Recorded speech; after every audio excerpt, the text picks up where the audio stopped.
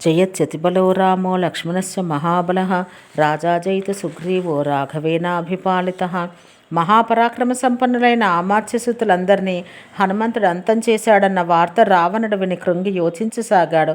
ఆ తర్వాత ఆ రాక్షసరాజు నీతి కోవిదిలో వాయువేగ సములో పరాక్రమ సంపన్నులైన విరూపాక్ష, యూపాక్ష, దుర్జర, ప్రఘస, భాసకర్ణ నామక రాక్షస వీర పంచకాన్ని ఆహ్వానించి, సైన్యాధిపతులారా, మీరు మహాశక్తి సంపన్నులు. గజ అశ్వరథాలపై మీరు వెళ్ళి ఆ వానరుని శిక్షించి బంధించి తీసుకువచ్చే ప్రయత్నం చెయ్యండి. దేశ కాలాలకు వ్యతిరేకంగా ఏ కార్యమూ చేయవద్దు. ఆ దూత చేష్టలను బట్టి వారిని వానరునిగా భావించ వీలు కాకుండా ఉంది. ఏ కోణం నుండి యోచించినా వాడు పెనుభూతంగా గోచరిస్తున్నాడు. మనందరినీ అంతం చేయడానికి మహేంద్రుడు ఆ దూతను సృజించినట్టు తోస్తున్నది.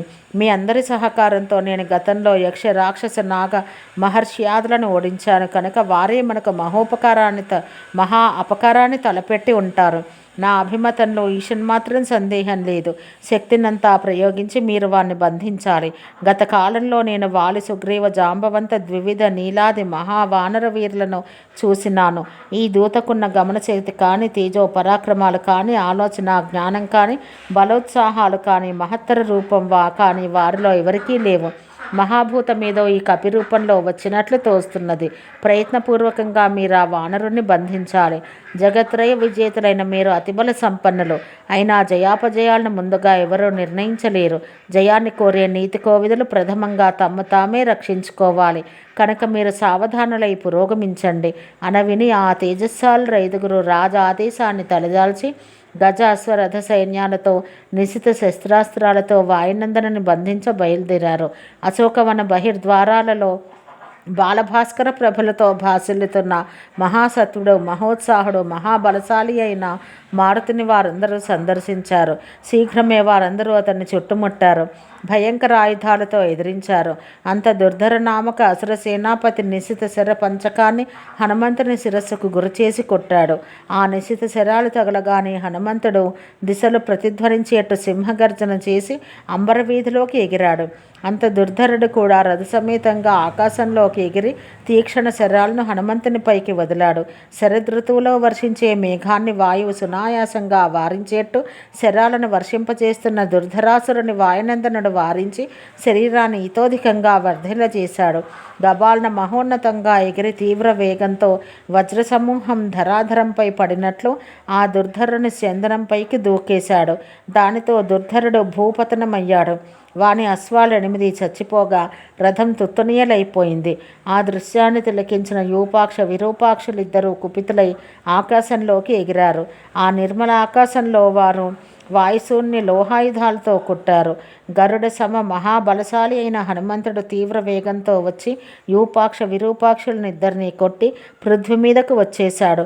వెంటనే అతడు సాలవృక్షాన్ని సమూలంగా పెకిలించి ఆ రాక్షసులనిద్దరినీ దానితో కొట్టి సంహరించాడు. తమ వారిని ముగ్గురిని హనుమంతుడు అంతం చేయడం చూసి ప్రఘసాసురుడు శరవేగంతో వచ్చి హనుమంతుని ఎదిరిస్తూ ఉండగానే భాసకర్ణుడు శూలాయుధంతో క్రుద్ధుడై కపిప్రవర్ణిపై పడ్డాడు. ఆ రాక్షసులిద్దరూ ఏకపక్షంలో ఉండి ఆ వానర మహావీరునితో పోరాడసాగారు. ప్రఘసుడు నిశిత కరవాలంతోనూ భాసకర్ణుడు శూలాయుధాలతోనూ యుద్ధం చేయసాగారు. అంత రక్తసిక్తమైన మారుతి శరీరం ఉదయభాస్కర ప్రభా సదృశంగా ప్రకాశించింది. అంత భీకరాకారుడైన హనుమంతుడు తరునాగ జంతు సంతతులతో నిండి ఉన్న ఒక పర్వతాన్ని ఊడబెరికి ఆ మహారాక్షసులిద్దరినీ చంపివేశాడు. సేనానాయక పంచకాన్ని యమసదనానికి పంపడమే కాక శేషించిన సైన్య సర్వస్వాన్ని చెల్లాచెదురు చేసి అంతం చేసివేశాడు. దేవేంద్రుడు రాక్షస సంహార వేళలో కలత పుట్టించి వారి అశ్వాలనే అంతం చేయించినట్లు వాయునందనుడు చేశాడు. రాక్షస వీరుల రథ, అశ్వ, గజ పదాతులు పరస్పరం కలహించుకొని పరస్పరం సంహరించుకున్నారు. నేలకూలిన రథ, అశ్వ, గజ పదాతుల కలేబరాలతో ఆ ప్రదేశమంతా దారి కానరాకుండా పోయింది.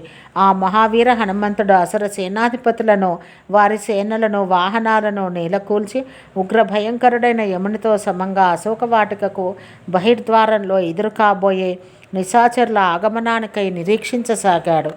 ఓం శాంతి శాంతి శాంతి.